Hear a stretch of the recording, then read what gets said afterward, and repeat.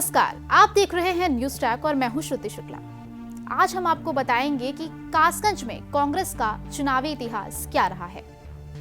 कांग्रेस ने 1980 में विधानसभा चुनाव में कासगंज की तीनों सीटों पर जीत दर्ज की थी। कासगंज में 1980 का विधानसभा चुनाव कांग्रेस के लिए बेहद उत्साहपूर्ण रहा। जिले की सियासत के बुरे दौर से गुजर रही कांग्रेस के लिए इस चुनाव में नई संजीवनी मिल गई। जनता का पार्टी के कुनबे में बिखराव का कांग्रेस को काफी फायदा मिला। इस चुनाव में इंदिरा गांधी की लहर चली। दूसरे विधानसभा चुनाव के बाद कांग्रेस ने इस चुनाव में क्लीन स्वीप किया। आइए अब जानते हैं कि कांग्रेस का नाम कब बदला और कांग्रेस का चुनाव चिन्ह हाथ का पंजा कब किया गया। 1980 के विधानसभा चुनाव में कांग्रेस पार्टी नए कलेवर में चुनाव मैदान में उतरी।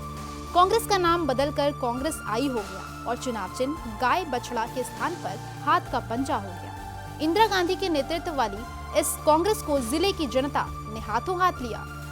इस चुनाव पार्टी के वोट प्रतिशत में भी काफी इजाफा हुआ। पार्टी ने तीनों सीटों पर 33.43% से लेकर 39.80% तक वोट प्राप्त किए। कांग्रेस ने इस चुनाव में पटियाली विधानसभा से 1977 के चुनाव में दूसरे स्थान पर रहने वाले मलिक मोहम्मद को चुनाव मैदान में उतारा, जबकि जनता पार्टी से चुनाव जीतने वाले जसवीर सिंह लोकदल से चुनाव मैदान में उतरे। कांग्रेस प्रत्याशी ने 24,702 वोट पाकर जीत हासिल कर ली, जबकि लोकदल प्रत्याशी 18,505 वोट पा सके। सोरो विधानसभा में कांग्रेस ने महिला प्रत्याशी उर्मिला अग्निहोत्री पर दांव लगाया। उनका मुकाबला निर्दलीय प्रत्याशी ओमकार सिंह से हुआ। कांग्रेस प्रत्याशी ने 19,479 वोट पाकर चुनाव जीत लिया, जबकि निर्दलीय प्रत्याशी ओमकार 13,112 वोट पाकर उप विजेता बने। कासगंज विधानसभा में कांग्रेस ने पूर्व विधायक मानपाल सिंह पर दांव आजमाया, जबकि 1977 में जनता पार्टी से विधायक रहे नेत्रराम सिंह भाजपा के बैनर तले चुनाव मैदान में उतरे। कांग्रेस प्रत्याशी ने 26,971% वोट प्राप्त कर जीत हासिल कर ली। भाजपा प्रत्याशी 12,245 वोट ही प्राप्त कर सके। जनता पार्टी के बिखराव के बाद जनसंघ धड़ा ने भाजपा के नाम से अपना नया संगठन खड़ा किया। पार्टी ने तीनों सीटों पर अपने प्रत्याशी चुनाव मैदान में उतारे।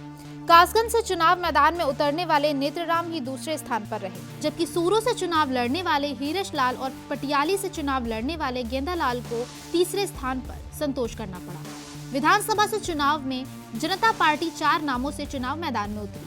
जनता पार्टी एससी, जनता पार्टी एसआर, जनता पार्टी जेपी, चारों ही जनता पार्टी का इस चुनाव में बुरा हश्र हुआ।